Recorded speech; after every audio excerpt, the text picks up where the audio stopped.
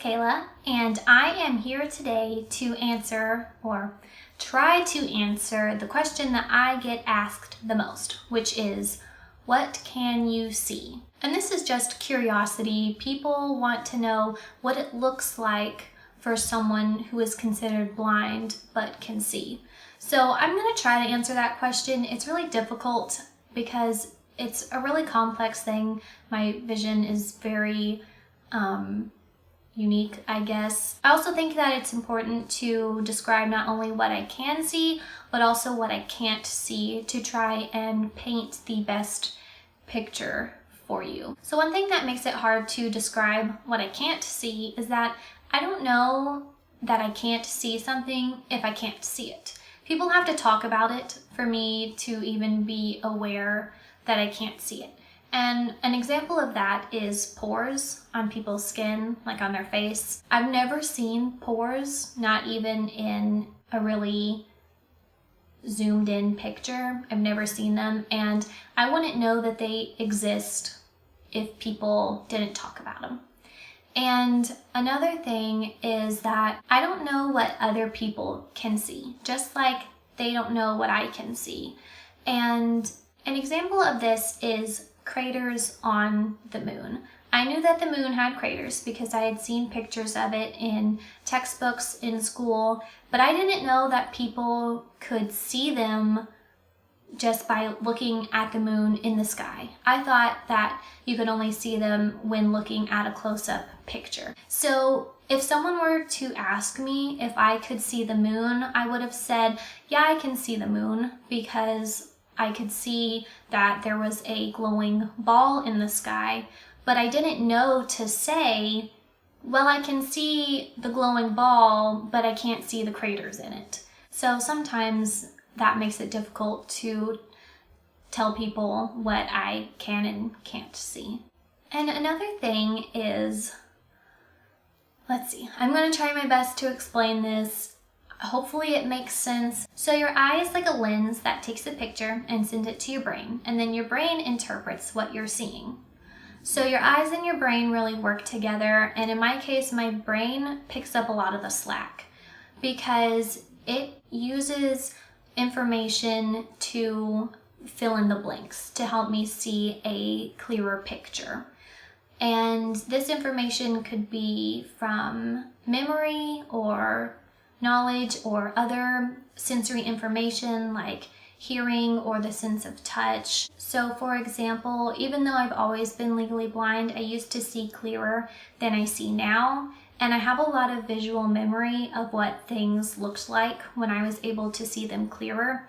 So if I'm looking at something that is something I've seen before, my brain will pull that visual memory of me seeing it clearer and apply that to what I'm looking at. So for example, if I had a shirt that I had from when I was in high school, and back then I could see clearly the color or the pattern or the design of it, and I still have that shirt now, I can use that visual memory to be able to see the shirt clearer, rather than if it was something I just saw in a store today, I probably wouldn't be able to see it as well. I also have a clearer memory of what colors look like.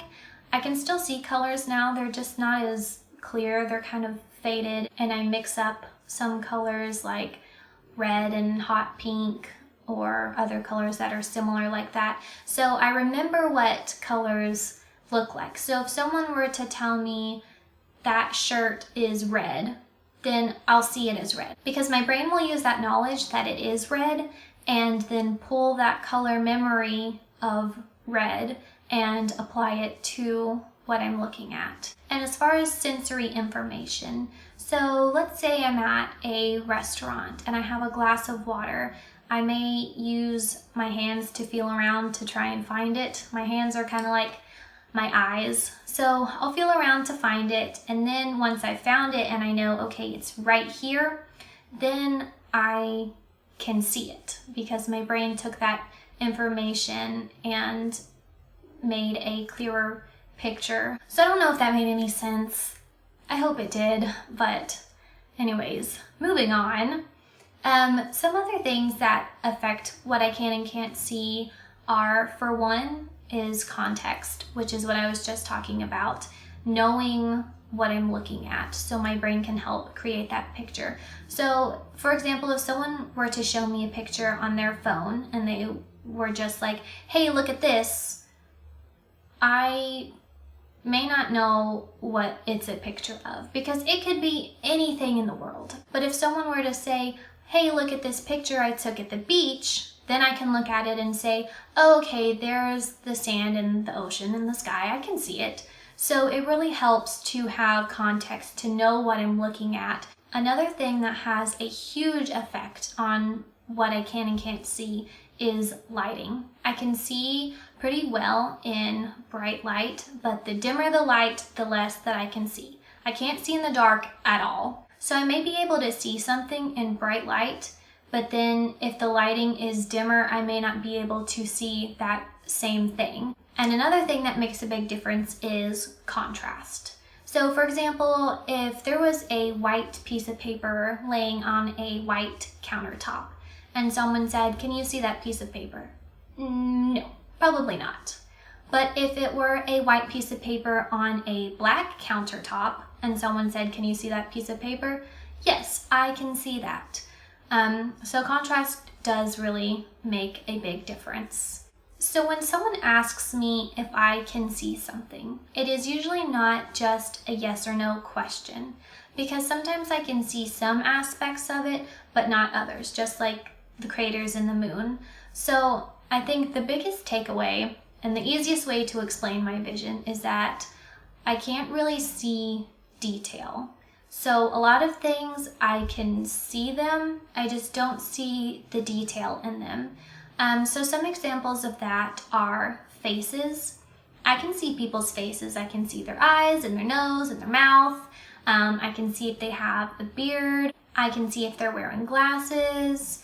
I can see facial expressions if they're smiling at me, because I can see teeth. I can see if they are shocked and are like, but I can't see more subtle facial expressions, like if someone is just bored or uncomfortable, I can't really see those. I can't see freckles. I can't see the shape of people's features. For example, me and my sister look a lot alike, but sometimes people will say, oh, you do look alike, but you have different noses, or your eyes aren't shaped the same. And I don't really see those details. I can't see the detail well enough to be able to tell if someone's features look like someone else's features. I also can't really see the color of people's eyes. Maybe if we're outside and it's really good lighting and I'm really close to their face, which I'm usually not that close to people's face to be able to see it, but sometimes I can see the color of their eyes. I can't really see texture. I can sometimes if it's a really defined texture, like I have a ribbed sweater that I can see that it's ribbed, or I might be able to see the texture if something's like really fuzzy. But a lot of times I can't see texture. But here's the thing, is that texture is tactile. You can feel texture, so I don't need to see it. When it comes to reading print, I'm not really sure what size print I can read. I can't read standard print, like 12-point font. I can't read that. I can tell that there are words on a page. I just can't make out what they are. I think I can read maybe 30 font or maybe 35. I'm not sure. I don't really print stuff out anymore because it's the digital age. So I'm not exactly sure what font I can read, but it does have to be large and it does have to have good contrast. So black letters on white paper. So if someone were to write on a piece of paper in pencil and write really big, those lines are really light and they're really thin. So sometimes I can't even read it no matter how big it is, because it has to have good contrast and the lines have to be bold enough for me to be able to read it. I can read the time on my iPhone.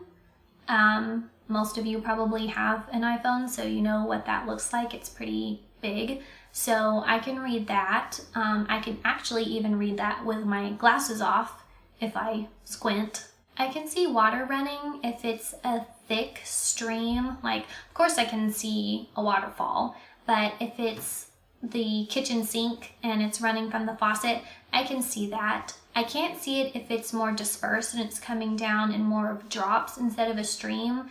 Like in the shower, I can't see that water.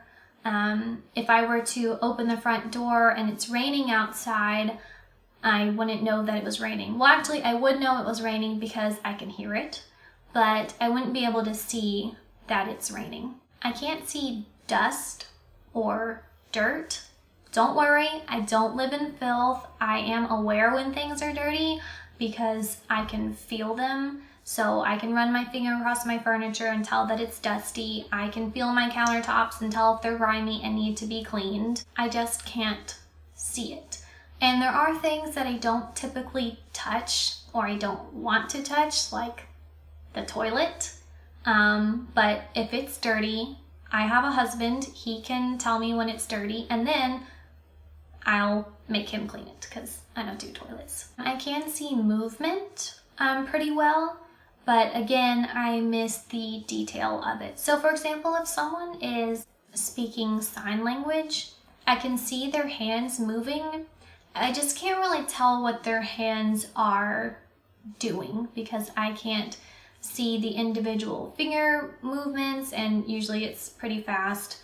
I can see lights very well, actually. So I can see Christmas lights, which I love. I love Christmas and I love Christmas lights. And I can see fireworks. I really enjoy looking at fireworks. I can see the sunset. I also can see if something is sparkly. So I really like things that are sparkly and glittery because I can see them, and because I'm a basic white girl, so obviously I love glitter. That's all I can really think of for now. To try and explain what I can and can't see. I hope I did a pretty good job. I'm sure you will learn more as I make more videos and talk about things as they come up. The best way to know what I can and can't see is just to ask me. You can ask me specifically, can you see this? Can you see that squirrel over there? Can you read this? And I will tell you yes or no. Just don't ask me how many fingers you are holding up because that's annoying and I don't care. But I guess that's all for this video, and I will see you later.